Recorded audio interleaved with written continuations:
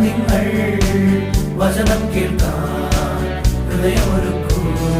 വഴിയിൽ വീണാലോ വചനം ഫലമേകില്ല, വയലിൽ വീണാലെല്ലാം കതിരായിടും.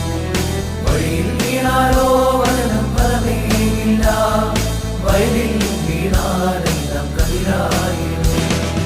ആകാശം മാറും, ഭൂതലവും മാറും, ആദി മുതൽക്കേ മാറാതുള്ളത് വചനം മാത്രം. കാലങ്ങൾ മാറും, രൂപങ്ങൾ മാറും, അന്നും ഇന്നും മായാതുള്ളത് തിരുവചനം മാത്രം.